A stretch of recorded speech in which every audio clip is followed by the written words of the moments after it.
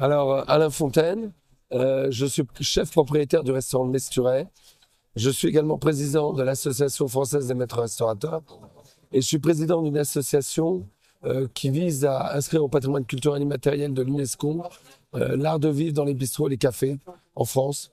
Nous venons d'être inscrits au patrimoine immatériel français. Maintenant, nous allons vers l'UNESCO. Voilà, j'ai quelques activités. J'ai commencé à travailler, j'avais 13 ans.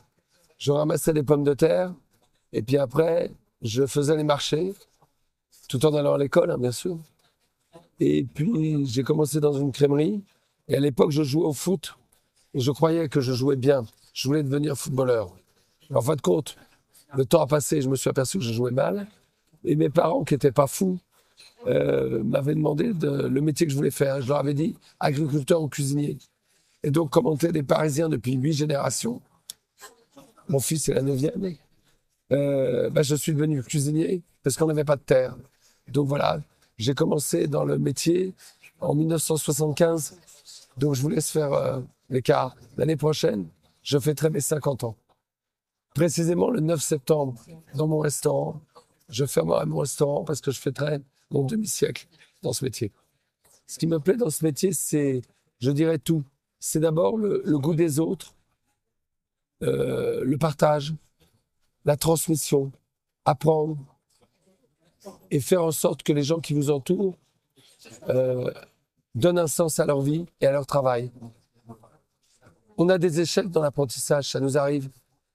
Mais quand ça réussit, quand 20 ans après, 10 ans après, on retrouve des gamins ou des gamines qui ne sont pas toujours restés dans la restauration, mais qui ont réussi leur vie, qui ont ouvert des entreprises, qui sont épanouis, on le voit, et qui viennent vous voir.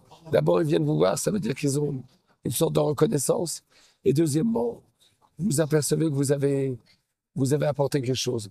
Et ce qui est important, c'est cette victoire au quotidien que l'on a, c'est d'offrir quelque chose à des gens qui nous entourent. Et puis, ceux qui m'offrent quelque chose à moi, c'est mes apprentis, parce que je suis persuadé que former des apprentis, les apprentis nous forment à être meilleurs aussi, nous, patrons et patronnes. L'apprentissage, c'est une voie royale pour les apprentis, mais c'est aussi une voie royale pour nous, chefs d'entreprise. J'ai un combat depuis quelques années, c'est l'apprentissage des personnes en situation de handicap. Et là, vous passez du championnat de France à la Champions League. C'est-à-dire que quand vous réussissez à faire que ce gamin-là, dont les parents avaient les pires angoisses, qu'est-ce qu'il deviendra après nous, et que vous lui offrez un métier, là, vous rassurez les parents et vous faites en sorte que ce gamin-là ou cette gamine-là, elle ait un métier. Et ça, c'est important. Et ça, j'avoue franchement que c'est le plus beau qu'on puisse faire pour l'apprentissage. De gommer les différences et de gommer les choses, les erreurs que la vie a faites. On a fait des show cooking sur la scène ouverte. On fait connaître le titre de maître restaurateur, qui est ce Herbe Blanche, qui est un titre important, qui permet aux consommateurs, quand ils vont devant un restaurant, de savoir qu'ils vont bien manger. Ça va du bistrot au chef étoilé. C'est pas le génie qu'on recherche, c'est la démarche de traçabilité, de transparence. On est légitimement dans ce salon parce que nous sommes le seul titre d'État. Donc, nous représentons un symbole, pas seulement pour les restaurateurs, mais pour tous ceux qui veulent manger sainement. Et nous représentons aussi la restauration durable et raisonnable. La transparence, la traçabilité, les produits bruts et frais, faits maison, l'agriculture française, la souveraineté alimentaire. Toutes ces choses-là, nous les rassemblons dans ce titre. Donc, on est légitime à être ici. Voilà. Alors, les 3 mots qui définissent mon métier, c'est sûrement labeur, sueur et plaisir. Et plaisir. Car on ne ferait pas ce métier-là sans plaisir.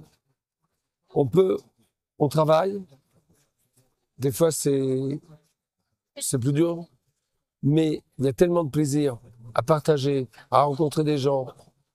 Ce métier m'a construit. Mais ce métier a construit des tas de femmes et des tas d'hommes. Je ne suis pas tout seul à être construit. Vous avez des gens qui se sont épanouis dans ce métier et qui continueront à s'épanouir. À condition que nous, les chefs d'entreprise, on sache bien les recevoir dans nos entreprises. Et à partir de ce moment-là, on va faire en sorte de faire que les femmes et les hommes soient heureux dans leur travail. Et ça, nous, la restauration, on peut le faire.